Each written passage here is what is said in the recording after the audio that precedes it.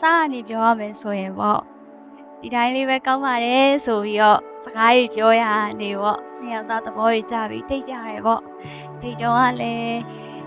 ဒီတိုင်းလေးပဲကောင်းပါတယ်ကပ်ပါတလောက်ပဲဆိုပြီးတိတ်ကြတာပေါ့နော်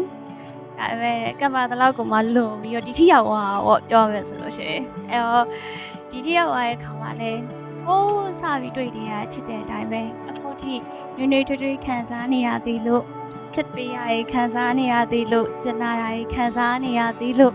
အရင်ကျေးဇူးတင်ပါတယ်။နောက်လည်းအဖိုးကြီးဖွားကြီးဖြစ်တဲ့အထိဒီပြောသလိုပဲ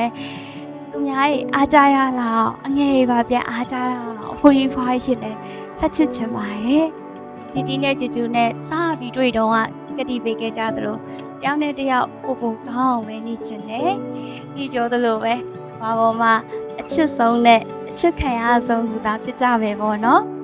ဒီကဂျူဂျူအရန်ချစ်ပေးပြီးတော့ဂျူဂျူကိုနှုတ်တာခံပေးတိခံပေးရတော့လဲတကယ်ကျေးဇူးတင်ပါတယ်ဂျူဂျူရဲ့အရန်ချစ်တာလည်းမြင်ပေးအမြဲတမ်းသူကြည့်အရန်ချစ်တယ်ပြောမကြည့်တော့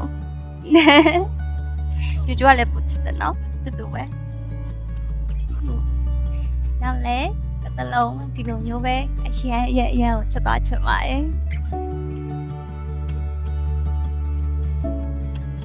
အကိုမြင်တာကတော့ဒီလူနှစ်ယောက်ကြားမှာပေါ့နော်အဲ့ဒီ communication ကအရင်အရေးကြီးတယ်လို့မြင်တယ်ပေါ့နော်တယောက်နဲ့တယောက်စိတ်ကောက်ရင်ပေါ့နော်ပြန်ဖြစ်ပြီဆိုရင်စိတ်ကောက်တော့အချိန်မှာတော့တယောက်နဲ့တယောက်အလျှော့မပေးကြဘူးပေါ့နော်ဒါပေမဲ့ခဏကြာပြီဆိုရင်ကျတော့နှစ်ယောက်လုံးတယောက်မှတယောက်မြင်ပြီးတော့အဲ့ဒါကိုပြင်ဖို့ကြိုးစားရပေါ့နော်အဲ့ဒီအချက်ကိုလည်းသဘောကျပါတယ်ယူနဲ့ဆိုရင်ကိုယ်စိတ်ထဲရှိတဲ့အတိုင်းပေါ့နော်ဟိုနေရင်လို့နေလို့ရတယ်ပြောရင်လို့ပြောလို့ရတယ်တကယ် feel like ပုံမှန်ပေါ့နော်ကိုအတွက်တော့အိမ်ဆိုတာကဒီရန်ကုန်မှာပဲဖြစ်ဖြစ်နေပြီးတော့ဖြစ်ဖြစ်အိမ်မှာရှိတဲ့အိမ်တွေမဟုတ်ဘူးဒီယူနဲ့ရှိတဲ့နေရာတိုင်းကအကိုအတွက်အိမ်ပဲပေါ့နော်ဒီယူနဲ့လာဆိုရင်အကိုတို့နှစ်ယောက်ကအမြဲခဏခဏပြောသလိုကမ္ဘာပေါ်မှာအချစ်ဆုံးနဲ့အချစ်ရဆုံးသူနှစ်ယောက်ဖြစ်တယ်လို့ယုံကြည်ပါတယ်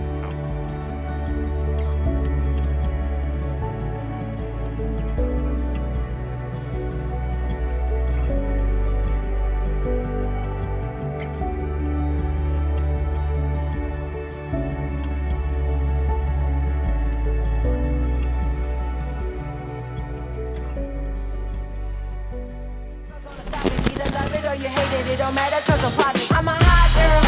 hot girl, I get anything